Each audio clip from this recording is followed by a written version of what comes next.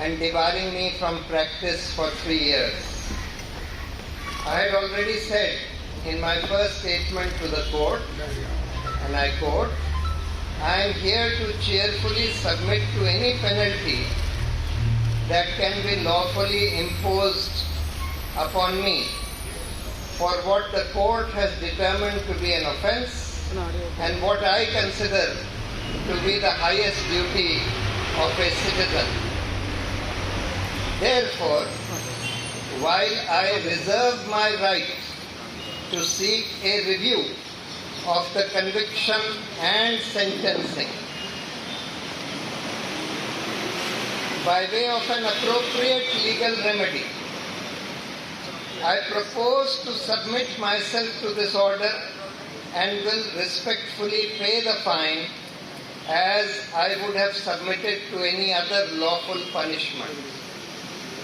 I have always had the greatest respect for the institution of the Supreme Court. I have always believed it to be the last bastion of hope, particularly for the weak and oppressed, who knock at its door for the protection of their rights, often against a powerful executive. My tweets were not intended in any way to disrespect the Supreme Court or the judiciary as a whole, but were meant to express my anguish at what I felt was a deviation from its sterling record. The issue was never about me versus the Supreme Court, much less me versus any honorable judges. When the Supreme Court of India wins, every Indian wins. Every Indian wants a strong and independent judiciary. Obviously, if the courts get weakened, it weakens the republic and harms every citizen. I am extremely grateful and humbled by the solidarity and support expressed by countless persons, former judges, lawyers, activists, and fellow citizens who encouraged me to remain firm and true to my beliefs and conscience. They strengthen my hope that this trial may draw the country's attention to the cause of freedom of speech and judicial accountability and reforms. What is very heartening is that this case has become a watershed moment for freedom of speech and seems to have encouraged many people to stand up and speak out against the injustices in our society. I would be failing in my duty if I do not thank my legal team. There were many of my colleagues working in my legal team. I can't name all of them, many. Especially senior advocates Rajiv Dhawan and Dushyant Dave. I am more confident now than ever before that truth shall prevail. Long live democracy, Satyamev Jayate. I'll just translate it in Hindi. मैं इसको हिंदी में अनुवाद कर देता हूँ मेरे statement का. आपको स्टेटमेंट की कॉपी मिल जाएगी. सुप्रीम कोर्ट ने अभी अपना फैसला सुनाया है मेरे खिलाफ कंटेम्प्ट केस में. मुझे दोषी का करार दिया है कंटेम्प्ट के लिए और ₹1 का फ़ाइन लगाया है और बोला है अगर मैं फ़ाइन नहीं देता तो 3 महीने की जेल और 3 साल के लिए सुप्रीम कोर्ट से मुझे बार कर दिया जाएगा. मैंने पहले ही बोला था कि मैं जो भी सुप्रीम कोर्ट मेरे खिलाफ सेंटेंस देगा मैं उसको खुशी खुशी मान लूँगा. ऑफ कोर्स सब्जेक्ट टू मेरी जो राइट है इसके खिलाफ अपील करने की, क्योंकि मैंने जो कहा है वो मुझे लगता है सुप्रीम कोर्ट ने तो उसको बोल दिया कि ये कंटेम्प्ट है. मुझे लगता है कि वो हर नागरिक का सबसे अहम कर्तव्य है.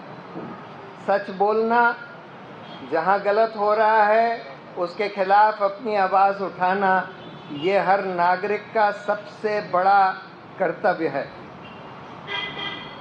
सो मैं ये फाइन दे दूंगा, लेकिन जो मेरा राइट है इसके खिलाफ चाहे रिव्यू फाइल करने का, चाहे रिट फाइल करने का, दोनों कंटेम्प्ट का जजमेंट और सेंटेंसिंग के जजमेंट को चैलेंज करने का, वो सब मैं करूंगा। और अगर और भी कोई पनिशमेंट इम्पोज किया होता वो भी मुझे मान्य था। ऑब्वियसली सुप्रीम कोर्ट का फैसला सबको मान्य होता है। मेरे लिए सुप्रीम कोर्ट के प्रति बहुत गहरा रिस्पेक्ट रहा है शुरू से, जब से मैं प्रैक्टिस करता रहा हूँ। अब मुझे करीब 37 साल हो गए, 37 साल से ज़्यादा।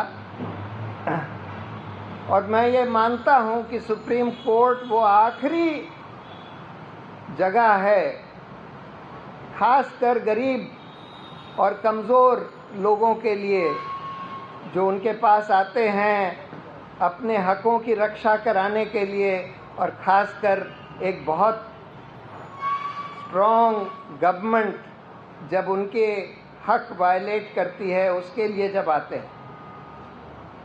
मेरे ट्वीट कोई सुप्रीम कोर्ट या न्यायपालिका को चोट पहुंचाने के लिए नहीं करे गए थे, लेकिन इसलिए करे गए थे कि मुझे लगा कि सुप्रीम कोर्ट हाल में जो उनका बहुत अच्छा रिकॉर्ड रहा है उससे थोड़ा सा फिसल गया है। ये इशू ये नहीं है कि मेरे बनाम सुप्रीम कोर्ट के जजों के या मेरे बनाम सुप्रीम कोर्ट के। सुप्रीम कोर्ट को जीतना चाहिए। सुप्रीम कोर्ट अगर स्ट्रांग होता है और स्वतंत्र होता है तो हर नागरिक इस देश का जीतता है, ये देश जीतता है। अगर सुप्रीम कोर्ट कमज़ोर होता है तो हर नागरिक के लिए हार है। मैं अपनी कृतज्ञता और आभार प्रकट करता हूँ इतने सारे लोग जो मेरे लिए, मेरे सपोर्ट में, मेरे संग सॉलिडारिटी में खड़े हो गए, चाहे वो जज रहे हों, पूर्व जज, चाहे वकील रहे हों, चाहे एक्टिविस्ट रहे हों, चाहे आम नागरिक रहे हों, इतने सारे लोग खड़े हो गए।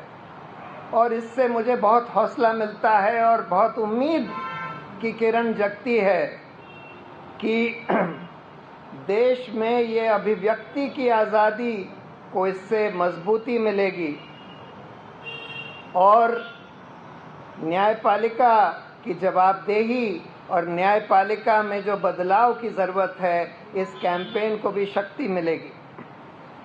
सबसे बड़ी बात ये हुई है कि इस केस के कारण बहुत सारे लोग, क्योंकि लोगों ने इसको एक फ्रीडम ऑफ स्पीच का एक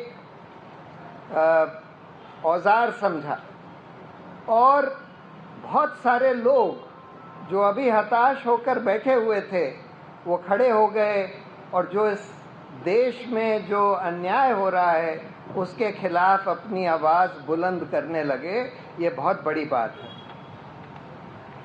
और मैं अपना आभार, जो मेरी लीगल टीम थी जिसमें बहुत सारे लोगों ने काम किया, मैं सबके प्रति अपना आभार व्यक्त करता हूं, और ख़ासकर जो हमारे सीनियर वकील थे राजीव धवन और दुष्यंत दवे के प्रति। और मुझे पूरी उम्मीद है कि सत्य की जय होगी और इस देश में लोकतंत्र और सुदृढ़ होगा और मजबूत होगा। सत्यमेव जयते।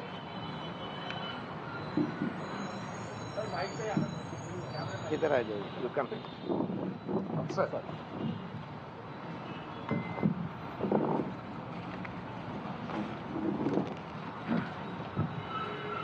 साथियों,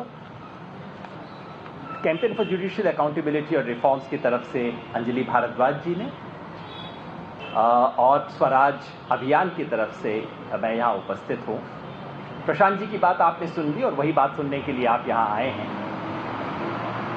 कोर्ट के बारे में, केस के बारे में और जजमेंट के बारे में मैं ज़्यादा कुछ नहीं कहूँगा। प्रशांत जी ने मोटी बात कही। है तो ये देश कमजोर होता है, हर नागरिक हारता है, जो कोई नहीं चाहता। कोई भी लोकतंत्र इस बुनियादी आधार पे चलता है कि लोक और तंत्र में संवाद चलता रहेगा। जो तंत्र है वो लोक की बात सुनेगा और लोक जो है वो तंत्र की मर्यादा में चलेगा।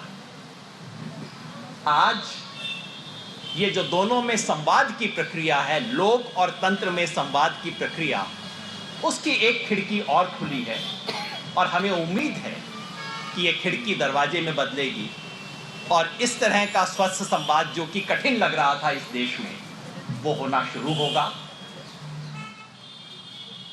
All right, that was the press conference that was held by Prashant Bhushan, talking about the amount of fine that he has to pay, which is 1 rupee. He's saying that he is going to go ahead and pay the fine, and also says he reserves his right to file a review. So that is the main takeaway from this press conference. Let me go across to Prashant, who's joining us on the phone line. Prashant, so of course the option for a review still remains, but for now Prashant Bhushan has decided to go ahead and pay the 1 rupee fine.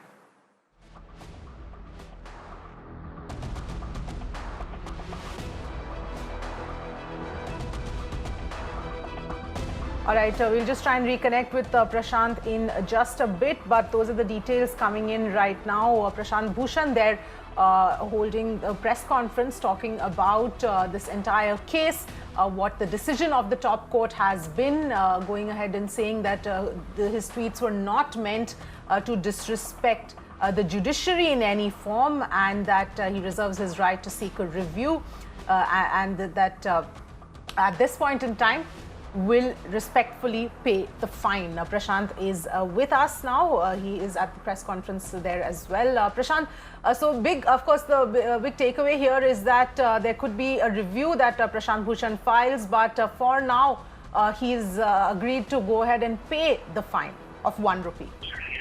Well, that's right. That's exactly what Prashant Bhushan has said right now in the press conference, in which he comes out and says that perhaps while he will be pondering upon the option of filing a review petition, but the fact is, for the fact the Supreme Court has held him guilty and has punished him and has asked him to pay ₹1 as compensation, he will be doing so immediately.